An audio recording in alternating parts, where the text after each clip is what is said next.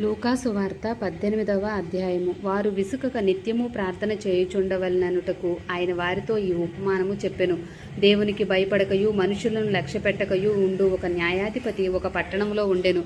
ఆ పట్టణములో ఒక విధవరాలును ఉండెను. ఆమె అతని యొద్దకు తరచుగా వచ్చి నా ప్రతివాదికిని నాకును న్యాయము తీర్చమని అడుగుచూ వచ్చెను. కానీ అతడు కొంతకాలము ఒప్పకపోయెను. తర్వాత అతడు, నేను దేవునికి భయపడకయు మనుషులను లక్ష్యపెట్టకయు ఉండినను ఈ విధవరాలు నన్ను తొందర పెట్టుచున్నది గనుక ఆమె మాటిమాటికి వచ్చి గోజాడకుండునట్లు ఆమెకు న్యాయము తీర్చునని తనలో తాను అనుకొనెను. మరియు ప్రభువిట్లనెను, అన్యాయస్తుడైన ఆ న్యాయాధిపతి చెప్పిన మాట వినుడి. దేవుడు తాను ఏర్పరచుకొన్న వారు దీవారాత్రములు తన్ను గూర్చి మొర్రపెట్టుకొనుచుండగా వారికి న్యాయము తీర్చడా? ఆయన వారికి త్వరగా న్యాయము తీర్చును. వారి విషయమే కదా ఆయన దీర్ఘశాంతము చూపుచున్నాడని మీతో చెప్పుచున్నాను. అయినను మనుష్య కుమారుడు వచ్చినప్పుడు ఆయన భూమి మీద విశ్వాసము కనుగొనునా? తామే నీతిమంతులమని తమ్ము నమ్ముకొని ఇతరులను తృణీకరించు కొందరితో ఆయన ఈ ఉపమానము చెప్పెను. ప్రార్థన చేయుటక ఇద్దరు మనుషులు దేవాలయమునకు వెళ్ళిరి. వారిలో ఒకడు పరిసయుడు, ఒకడు సుంకరి.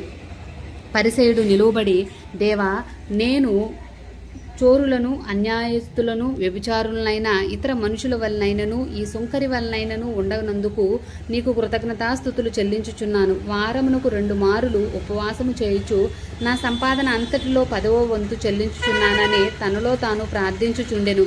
అయితే సుంకరి దూరముగా నిలుచుండి ఆకాశం వైపు కన్నులెత్తుటకైనను ధైర్యము చాలక రొమ్ము కొట్టుకొనుచు, దేవా, పాపినైన నన్ను కరుణించమని పలికెను.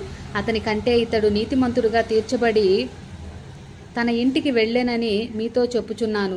తన్ను తాను హెచ్చించుకొనువాడు తగ్గింపబడిననియు తన్ను తాను తగ్గించుకొనువాడు హెచ్చింపబడిననియు చెప్పెను. తమ శిష్యువులను ముట్టవలనని కొందరు ఆయన యొద్దకు వారిని తీసుకొని రాగా ఆయన శిష్యులు అది చూచి తీసుకొని వచ్చిన వారిని గద్దించిరి. అయితే యేసు వారిని తన యొద్దకు పిలిచి, చిన్న బిడ్డలను ఆటంకపరచక వారిని నా యొద్దకు రానీయుడి. దేవుని రాజ్యము ఇలాంటి వారిది.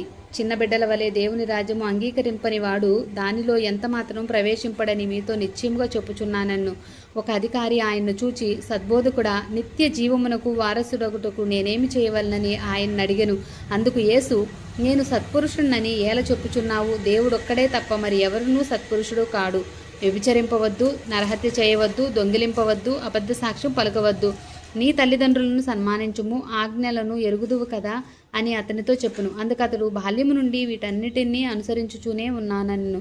యేసు విని, నీకింకా ఒకటి కొదువుగా ఉన్నది. నీకు కలిగినవన్నీయు అమ్మి బీదలకిమ్ము, అప్పుడు పరలోకమందు నీకు ధనము కలుగును. నీవు వచ్చి నన్ను వెంబడింపమని అతనితో చెప్పును. అతడు మిక్కిలి ధనవంతుడు గనుక ఈ మాటలు విని మిక్కిలి వ్యసనపడగా యేసు అతని చూచి, ఆస్తి గలవారు దేవుని రాజ్యంలో ప్రవేశించుట ఎంతో దుర్లభము. ధనవంతుడు దేవుని రాజ్యంలో ప్రవేశించుట కంటే సూది బెజ్జంలో వంటే దూరుట సులభమని చెప్పెను. ఇది వినిన వారు, అలాగైతే ఎవడు రక్షణ పొందగలడని అడుగగా ఆయన, మనుష్యులకు అసాధ్యములైనవి దేవునికి సాధ్యములని చెప్పెను.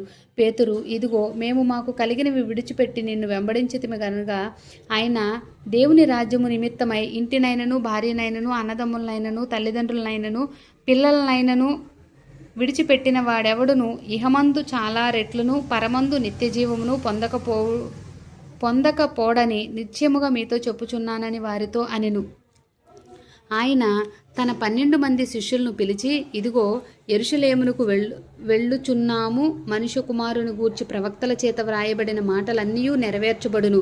ఆయన అన్యజనులకు అప్పగింపబడును. వారు ఆయనను అపహసించి అవమానపరిచి ఆయన మీద ఉమ్మివేసి ఆయనను కొరడాలతో కొట్టి చంపుదురు. 3వ దినమున ఆయన మరలా లేచునని చెప్పెను. వారు ఈ మాటల్లో ఒక్కటైనను గ్రహింపలేదు. ఈ సంగతి వారికి మరుగు చేయబడెను కనుక ఆయన చెప్పిన సంగతులు వారికి బోధపడలేదు. ఆయన యెరికో పట్టణమునకు సమీపించినప్పుడు ఒక గుడ్డివాడు త్రోవ ప్రక్కన కూర్చుండి భిక్షమడుగు కొనుచుండెను. జనసమూహము దాటిపోవుచున్నట్లు వాడు చప్పుడు విని ఇది ఏమని అడుగగా వారు, నజరేయుడైన యేసు ఈ మార్గంను వెళ్ళుచున్నాడని వానితో చెప్పిరి. అప్పుడు వాడు, యేసు, దావీదు కుమారుడా, నన్ను కరుణించమని కేకలు వేయగా ఊరకుండమని ముందర నడుచుచుండిరి వారిని గద్దించిరి. కానీ వాడు మరి ఎక్కువగా, దావీదు కుమారుడా, నన్ను కరుణింపమని కేకలు వేసెను. అంతటి యేసు నిలిచి వానిని తన యొద్దకు తీసుకొని రమ్మనెను. వాడు దగ్గరకు వచ్చినప్పుడు ఆయన, నేను నీకేమి చేయగోరుచున్నావని అడుగగా వాడు, ప్రభువా, చూపు పొందగోరుచున్నానన్ను. యేసు, చూపు పొందుము, నీ విశ్వాసం నిన్ను స్వస్థపరచునని వానితో చెప్పెను. వెంటనే వాడు చూపు పొంది దేవుని మహిమపరచు ఆయనను వెంబడించెను. ప్రజలందరూ అది చూచి దేవుని స్తోత్రము చేసిరి. ఆమేన్.